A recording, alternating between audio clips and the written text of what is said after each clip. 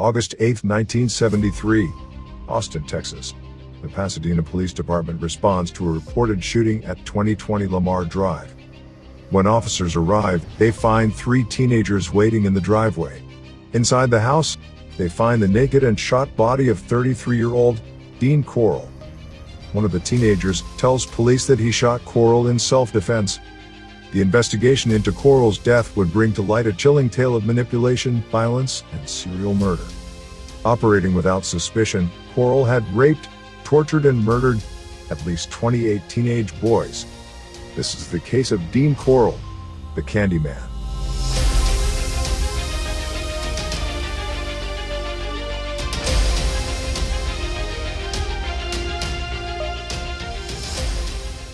Dean Arnold Corll was born on December 24, 1939, in Fort Wayne, Indiana.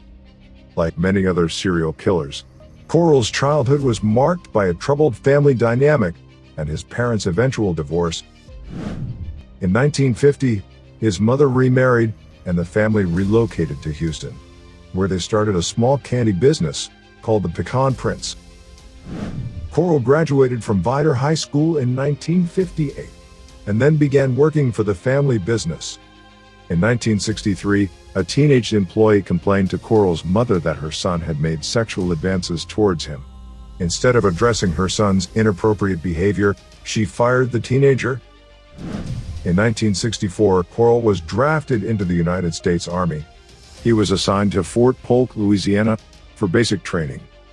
He then trained as a radio repairman and was assigned to Fort Hood, Texas. While his military record was unblemished, Corll hated being in the Army and applied for a hardship discharge. He was granted an honorable discharge on June 11, 1965, after only 10 months of service. By this time, his mother had divorced again and started a new business, named the Corll Candy Company. Despite his habit of acting inappropriately towards young male employees, Dean Corll was given the position of vice president. In 1965, the business relocated directly across the street from Helms Elementary School. There, Corll earned the nickname the Candyman, due to his habit of giving out free candy to children, particularly teenage boys.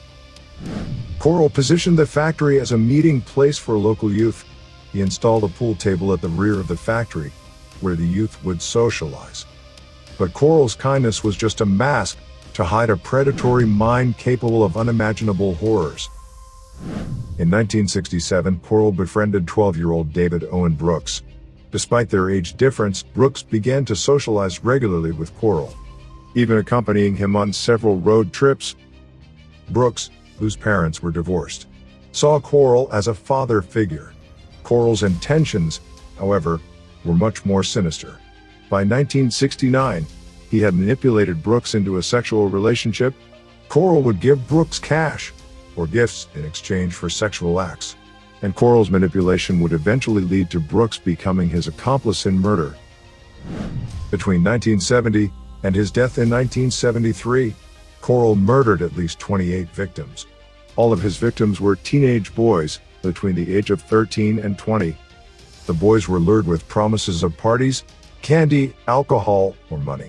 Before being abducted and drugged, they were then stripped naked and tied to either Corll's bed or his homemade torture board.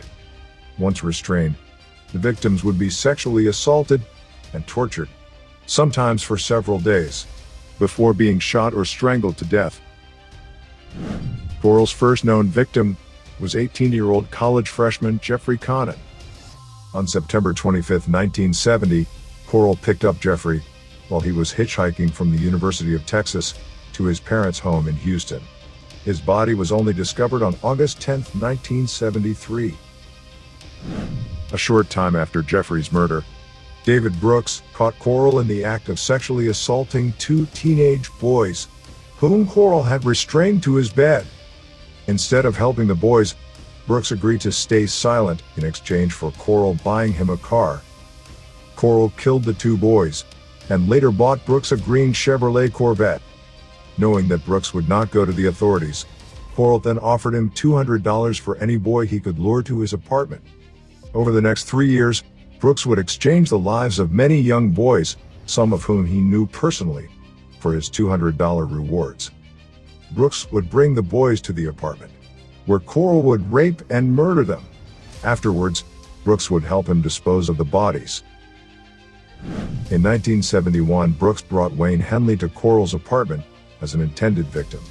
However, Corll decided not to kill Henley, but instead offered him the same deal as he had with Brooks. At first, Henley ignored the offer, but he later changed his mind and began finding victims for Corll. Henley would eventually participate in the actual murders, strangling and shooting at least 6 of the boys himself. As the murders continued, Corll's brutality towards his victims increased, and his acts of torture became more extreme. Despite having witnessed what Corll was doing to the boys, Brooks and Henley continued to willingly provide victims to satisfy Corll's sexual sadism and bloodlust.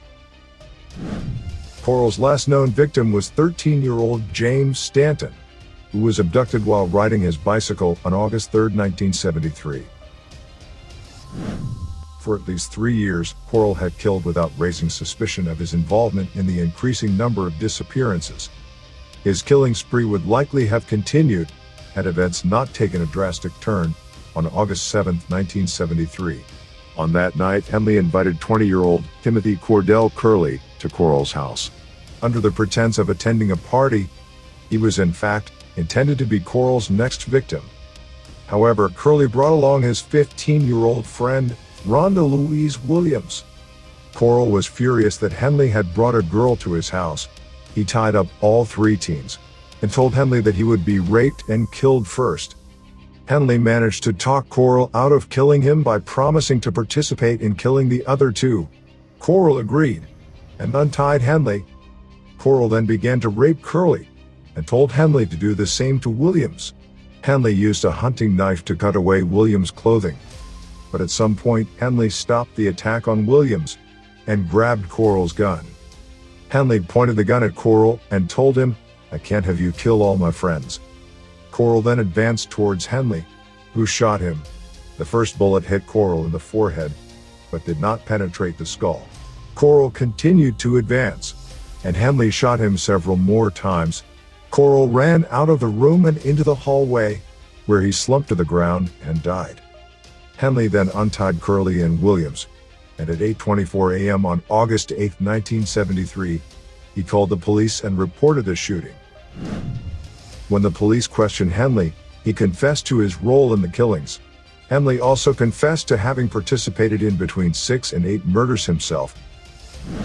At first, David Brooks denied any involvement in the murders, but on the evening of August 9th, he also confessed.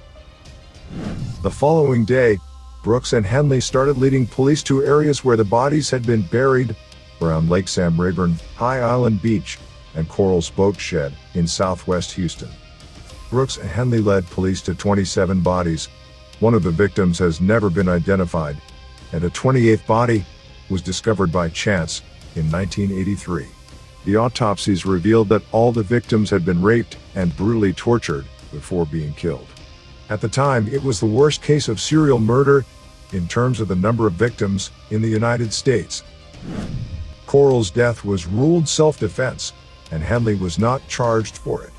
However, Henley and Brooks were tried separately for their involvement in the other murders. Henley was eventually convicted on 6 counts of murder and sentenced to 6 concurrent 99-year terms. Brooks was only charged with the June 1973 murder of 15-year-old William Ray Lawrence.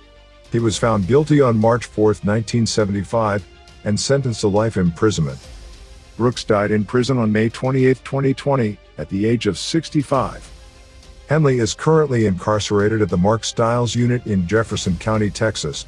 He has been denied parole on several occasions and will next be eligible to apply in October 2025.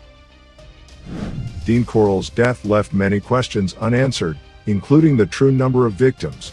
At least 42 boys vanished from Houston Heights between 1970 and Corll's death in 1973, suggesting there may have been additional victims that Henley and Brooks did not know about. Dean Corll's crimes suggest deep-seated sexual sadism and an obsession with power and control. Corll's use of young accomplices adds a disturbing layer to his psychological profile.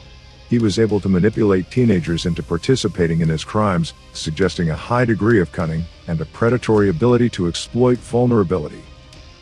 His ability to maintain the facade of the Candy Man, while committing such heinous acts, is truly the stuff of nightmares.